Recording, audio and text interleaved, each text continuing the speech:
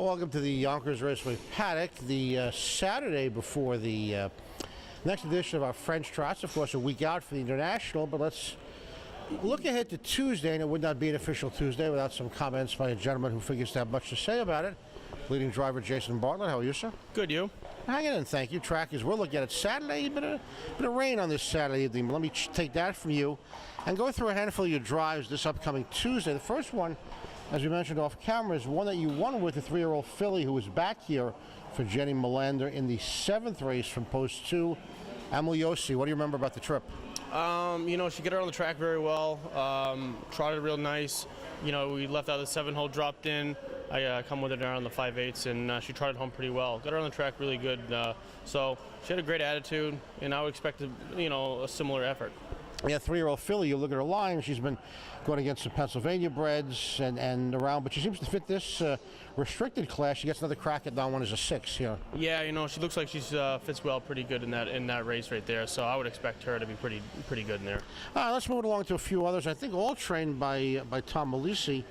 8th race is a horse that gets another free ride at the level that he dominated last time. Do the deal from post 2. Yeah, you know, it was the first time I drove him last week. He seemed pretty good. You know, he won really handy, and we got an inside post. Looks like we can take a peek and see who's leaving, then go from there. But he can leave, take back, and then remove. So I'd expect him to be pretty good in that class. I don't think it's that tough. I know that you won't refuse another free ride in another class, but can you tell with a lot of these younger horses if there's another class or two in them as you're driving them?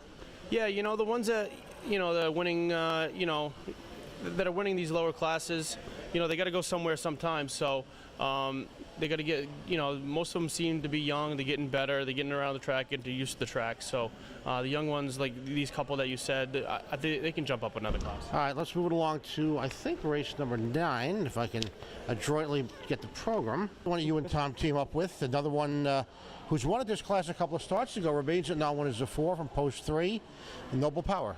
Yeah, I don't know really much about this horse. First time I'll be driving him. Raced against him enough. Looks like he's trotted home pretty well his last couple. He also looks like he can leave a little bit too, so he looks pretty handy. For those not familiar, a lot of Tuesday afternoons have the not one is a 2s and not one is a 4s, and even 6s and 8s.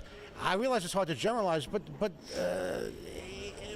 how much of a difference is it bumping up from the 2s to the 4s, the 4s to the 6s, and maybe the 6s to an 8s? I would just say that, I say, the time's relative. Some races go faster. The not was a 2 could go faster than the 4. It doesn't really mean you're going to win it.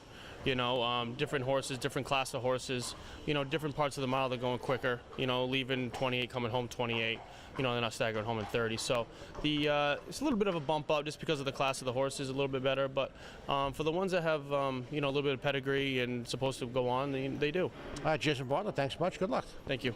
We're coming back.